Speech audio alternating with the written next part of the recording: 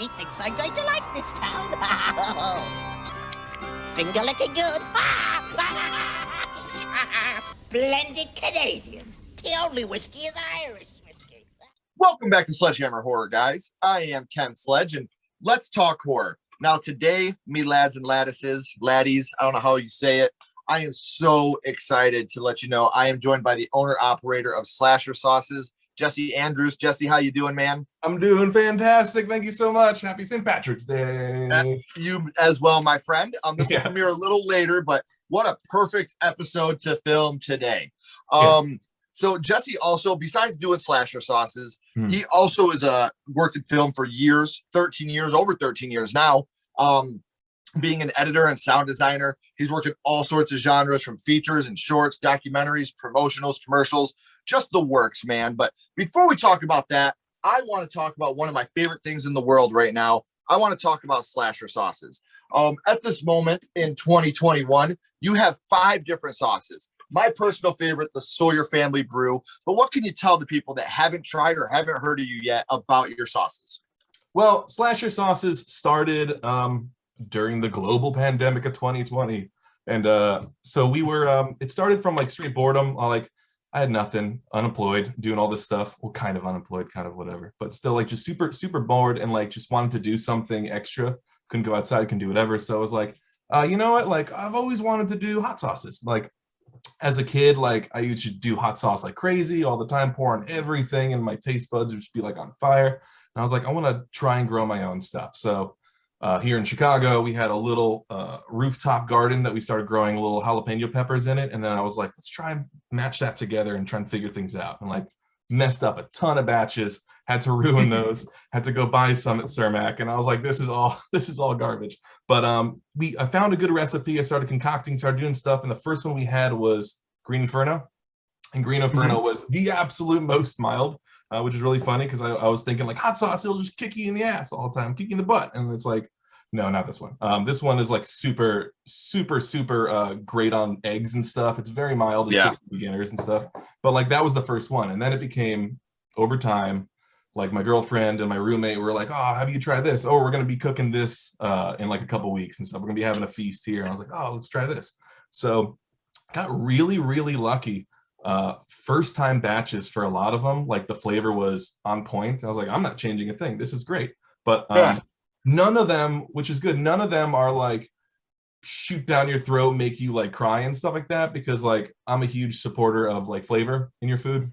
Yes. Like, because I botched so many chicken dinners and microwavable meals and stuff. It's just completely botched, burning everything. So I was like, you know, like it's just more of like to get the flavor out of what you failed at or what you're really proud of. So that's what Slash Sauces came in. So I was like, let's try these things. And none of them are super in your face, but I got 5 now and started fresh. And now I'm ready to step it up and just kind of see what I got going. Yeah. And I'm excited for you guys to try this stuff because, like I said, another thing we're doing that's a whole lot of fun. If you go to their website, slashersauces.bigcartel.com, and you put in this promo code right here, SledgeHammer, you can get 20% off your entire order. I would strongly recommend you trying this. Like I said, me and my 12-year-old, we've almost killed this Sawyer Family Brew already, and it's one that we're a big fan of. This Fulci's Fire right here, I think this is more, for me personally, this is better for tacos and your Mexican dishes. Whereas the Sawyer Family Brew, I like on my wings, on my chicken. For me, different hot sauces call for different foods, and that's something that I've always liked. I don't want one hot sauce that I put on everything. I've got an assortment of hot sauces that I use for cooking, for dipping, for putting on after the meal is cooked. And that's what I love about Sawyer Family Brew. And maybe there'll be more coming in the future now that you're starting to perfect some of these recipes. And I'm so excited to see where you go, my friend. When I heard that I had the chance to work with you, my good friends over at Angry Mule Productions and Stephen Tramontana, those guys are all amazing, amazing people. And they turned me on to you. I seen they had the hot sauces on there. And obviously I seen Slasher Sauces. And I'm like, this is right up my alley because I'm a huge hot sauce guy. I'm a huge horror fan. And dude, I absolutely love what you're doing. So make sure you guys, like I said, I'm going to pimp this one more time. Slashersauces.bigcartel.com. Use the promo code SledgeHammer. You will get 20% off your entire order. Not only are you helping out and getting yourself some amazing hot sauces, but you're also helping a local guy that's doing local stuff. This isn't a big corporation that doesn't give a shit. This is a local guy that's working his ass off, that found his niche during the pandemic. So you'll be helping local. It gets shipped right to you. And I promise you, you will not be let down. This is great stuff. And like he said, this isn't too hot, but it's right there for the flavor, man. I love the Sawyer family brew on chicken. I love Fulci's fire on the tacos and the Mexican dishes. So make sure you guys are checking this out. So we know now, my friend, what you're doing in the future with the sauces. We know you're gonna be doing some other stuff, and we know what you've done right now, working with the sauces and stuff you've done in the genre. But now I want to take it back to the past, Jesse, and I want to talk about what got you into horror. The first horror movie you watched, me lad, and your first horror movie was Leprechaun 2. Oh, Leprechaun 2. It is finger licking good. The only whiskey is Irish whiskey, not Canadian whiskey. So big fan of Leprechaun 2. Actually, it's funny because I've watched it again. Obviously, I always rewatch as we're doing this. And this movie was not as good as I remember it being as a kid, but it's still a lot of fun, man. So do you remember how old you were the first time you'd seen it? Well, first time I saw it, yes, it's actually definitely not that great at all. First time I saw it was I was perusing with my parents, my local, back on Long Island, my local video shop called Mr. Video, which is now a Dunkin' Donuts. As I was going through it, I would used to get so scared of the horror section because it was right there. And so I would like block my head every single time I do it. I was like a little kid. I was like 4, 5, 6. And so one day I forgot, or I peeked and I looked over, and the first things I saw were what is it? Uncle Sam, which is the holographic one. Yep. He wants to kill you. And then another holographic one, which was Dead Snow. So that whole thing. Okay. But right around there, I remember being like, can't look at that because it's scaring me. And I looked down and I'd see at the bottom shelf, they had Leprechaun 2. And I was like, oh, that's funny. I told my dad, I'm like around, I think 6 now. And I was like, I see this all the time, Dad, and I really kind of want to rent it and I can't do it. Can we watch it? And he's like, yeah, sure, whatever.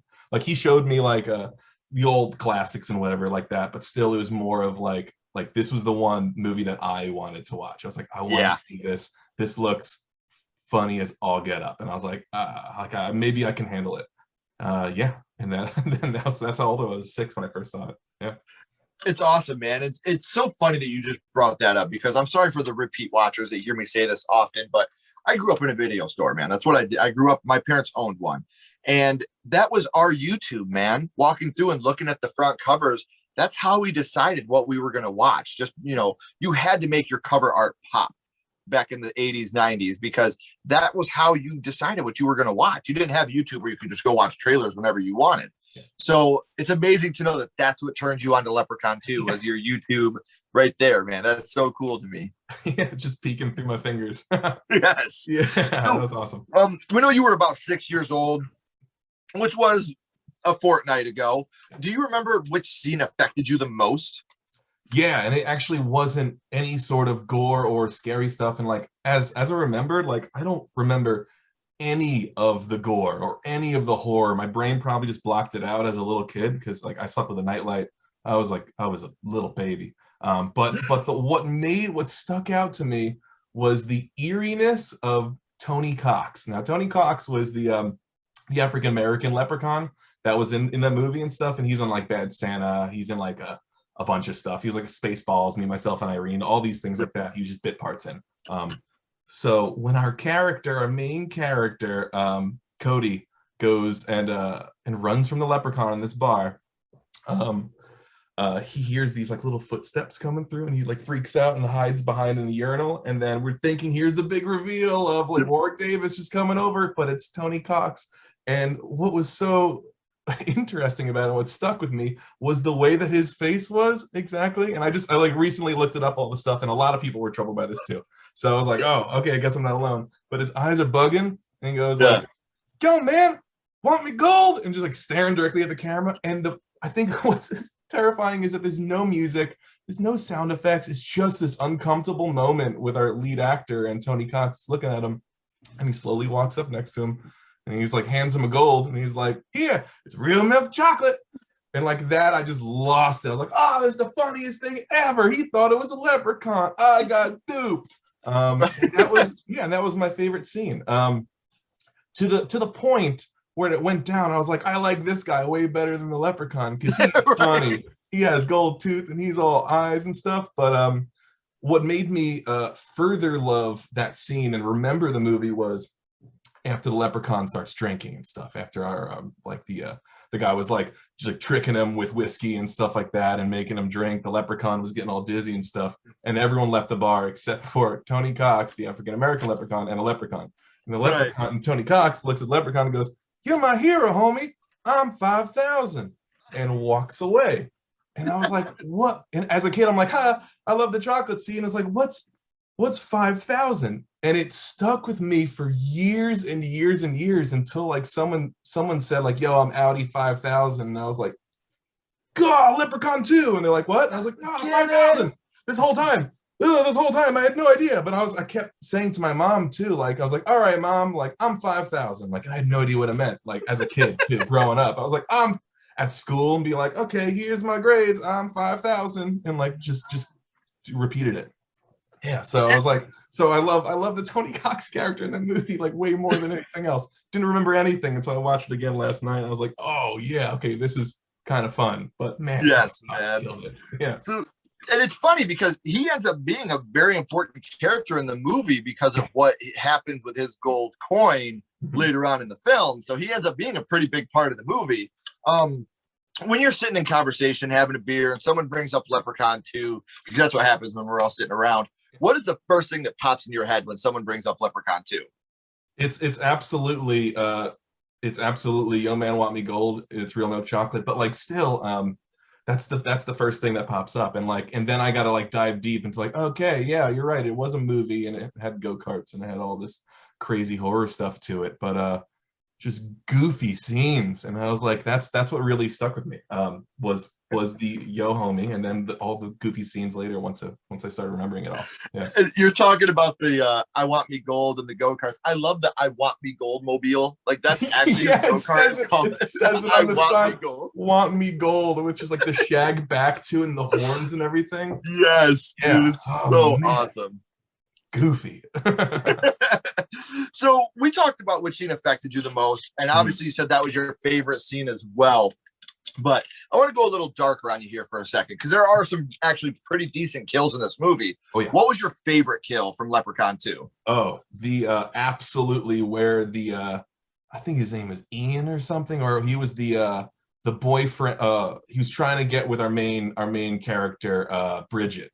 And he was like, "Come on, get out of here. Like, he's no good for you. Like, be with me," that kind of guy. He drove her home. And it was like, and she's like, "All right, I gotta go bye." And he's like, "Well, you're not gonna bring me in?" And I was like, this doesn't hold up in today's standards whatsoever. And I was like, "This is gonna bring me in?" I was like, whatever. And she leaves and stuff. And then he walks around the back, or somehow it doesn't really show the cutscene. They cut out too much of the movie, actually. They had so many reshoots, but they cut the scene, and now he's at the side of the house, and the Leprechaun is creating this sort of illusion that's supposed to be Bridget. And she's like, "Oh, I changed my mind. Like, I want you," basically. Like, and she starts opening up her shirt, and he loves it. And he's like, "Oh, this is great," and starts going for it. But in reality, the breasts that you see are actually spinning lawnmower blades. And I was like, and yes, go. We're screaming at my girlfriend and I like, "Let's do it, go." And it's funny because two things about this scene. One, the thing I love about the scene is that guy gets it, because that guy is a fucking creep. Yeah, like that guy reminds me of Rick Springfield. If Rick Springfield singing "Jesse's Girl" was a real dude, like that's who this guy reminds me of. You know, like totally weird. But what sucks about this scene, man, because like you said, you see the breast and he's going in for it, and then it cuts to the shadow. Yeah, you don't get to see him get his comeuppance. You know it happens because of the blood squirt, but you don't actually get to see it happen. And that's such a bummer to me, because that guy's such a creep, man. No, but as a filmmaker, like personally, like I love when they don't show, because it's more of like it leads up to the imagination of what you're seeing and stuff, like which you can fast forward to the later kill of just was the coffee shop. You remember that one? And that's what I was just gonna say. You got the yin and yang that's here, where you see it. Yeah. What you don't see with the blades, you see with the barista after he stabs him in the hands with the forks to hold him down. Yeah. And then it just starts getting him in the face and it melts him. Like completely melts, and then he just hits the thing. Bam. Like it's such a great you kill me. He's like, "That's a good idea." And then Steve, and it's Michael McDonald from Mad TV, which I was like, yes, that's what's even better because he's like probably one of the best parts of the movie just because of how over the top he is. Yeah. He kept doing all that. I was like, oh, this is great. This is Stewart. Stewart. So, look back and so it was great. I mean, there's a lot of great cameos in it, which are I was like doing research on like the actors and actresses and stuff, and our main players are like fairly unknown, and they didn't terribly do anything really after. But all the bit actors, just their IMDb's are just skyrocketed so many. Yes. You had like Clint Howard, Ron Howard's brother, like he's in everything. Kimmy Robertson, which is the Clint Howard's girlfriend or wife or whatever, but she was in Twin Peaks. She was in Beauty and the Beast. She was like the voiceover actress for like the Feather Duster, and I was like, oh, this is great. Everyone's in here. Well, Clint Howard, he's the one that the ice cream man, right? Yes. Which is funny because they even make a reference like you can go wait at the ice cream shop down the road. Yeah, right. He did it like a year later or whatever. I was like, oh, this is great, dude. Son of a bitch. There we go. That's really cool. We talked about, Jesse, the first horror movie you watched and how that movie affected you. And Leprechaun 2 is such a fun movie. I'm not gonna say it's a good movie, but it is a fun movie. Yeah. But I want to kind of take a little detour here. I want to throw you a curveball. I want to go scream on you here. What's your favorite scary movie? What is your favorite horror movie of all time? Oh man. Oh, that is so tough. It's like asking me like your favorite band. It's like asking, that is so tough. Because to me, it's really characterized by genre. It's like when you get like Asian horror, you get like gore and all this stuff. I can probably do recently, my favorite horror movie recently. God, this is tough. You put me on the spot. Actually, I never tell anybody I'm going to ask this question. I always leave it open, just so people don't know. Yeah, right. I know my favorite non-horror movie, and it's like that's the thing. It's like because horror was always a part of my life growing up. Like right after when I was 6 and stuff. After all that stuff, it just became everything. So it was like, man, I was always like, this is my staple. And like then I go back to like, oh, I love Office Space. Oh, I love all these movies and stuff. I would say I'm a huge fan of the classics, and the one I used to watch all the time was the original Gojira or Godzilla and stuff. Godzilla? If you want to consider that, yes. The first one. Fuck, dude, yes. A huge monster terrorizing the city. Yeah. Fuck, yes, that's a horror movie, exactly, man. Yeah. They started to get more sci-fi than anything else at the end of it, but like Godzilla rips the whole thing. It's just so good. Yeah. Yeah. Terrifying for the time. And then they had the whole the night the Americans took it over, and they just added in their straight dude of like, oh, look out over here. It's right. I was like, well, I mean, I'm not gonna lie, man. I'm really excited for Godzilla vs. Kong. Like, I think this is gonna be such a good movie. I'm so excited for it. Still, Godzilla's gonna win. Just saying. I'm Team Zilla all the way, man. My son's King Kong friends. So we're oh man, we're going back and forth. So one more scene I want to talk about from Leprechaun 2 before we get into our ranking of it. Yeah. When Morty, the drunk uncle's like, he's like, I'll give you your gold back, and it comes into his stomach. Oh yeah. And then the leprechaun's like, do you want me to get it out for you? And he's like, yes. He's like, well, here's your third wish. And he cuts him and just pulls it out of him. Like, that's such a fun scene too, man. I love that scene. That's probably my favorite scene of the whole movie, just because Morty's another one of those dudes that you just root against, you know, because he's just like a drunk swindler, tries to take advantage of everybody. He's just a bad guy. So it's one of those people where you're like, whatever happens, happens. Yeah. So Jesse, we always end these with the same question, my friend. Yep. We go to a skull count. Now, what we're going to do is we are going to rank Leprechaun 2, and we're ranking it from 0 to 5 skulls. 0 being the worst, 5 being the best. We're not being critics. We're not ranking on acting or production, lighting, music, just how this movie affected you and what this movie means to you. So 0 to 5 skulls, what would Leprechaun 2 rank for you? For me, I would say a solid 3, which is good. It's a good right down the middle. I'm not going to give it a 5 because it's not like I watch it every single year. I'm not going to give it a 1 because it's like we're talking about it now. So it's right. So I give it a solid what, a B, solid B minus or whatever that works out to. Good job, Leprechaun. Right. So I got the whole Leprechaun franchise here on Blu-ray. What is your favorite Leprechaun film out of all of them?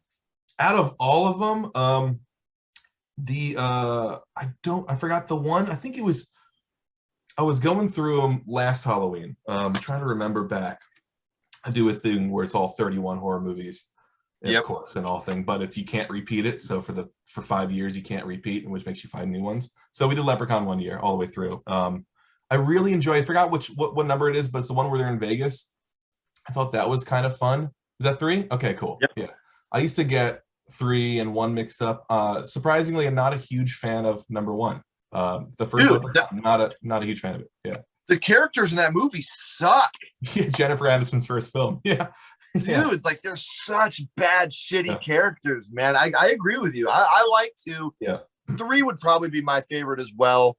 I think In Space is funny. You know, it's funny. That's like Jason X. It's just funny. When you have the big middle finger at the end. Yeah. You know, like that's when they realize they're getting goofy. That's when they realize like this is okay. We gotta like stop being serious. It's like 2 was kind of getting that goofiness, and 3 they're like, all right, let's do it, and then it's here on out. Yeah. Yeah.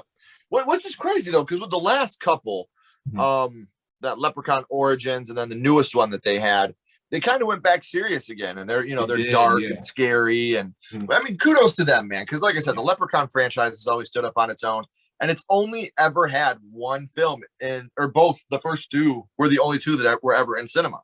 Yeah. All the rest have been straight to video. And now we're on number 8. So that shows that there's still that, that audience for it. Yeah, exactly. So, yeah, man, I appreciate you coming on. I want to pimp this one last time, guys. slashersauces.bigcartel.com.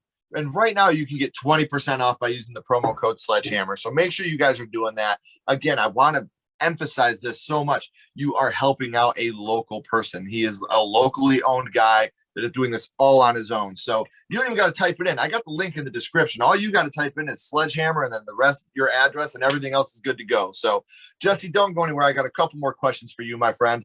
Everyone else, keep talking horror, stay what you are, and we'll see you guys soon.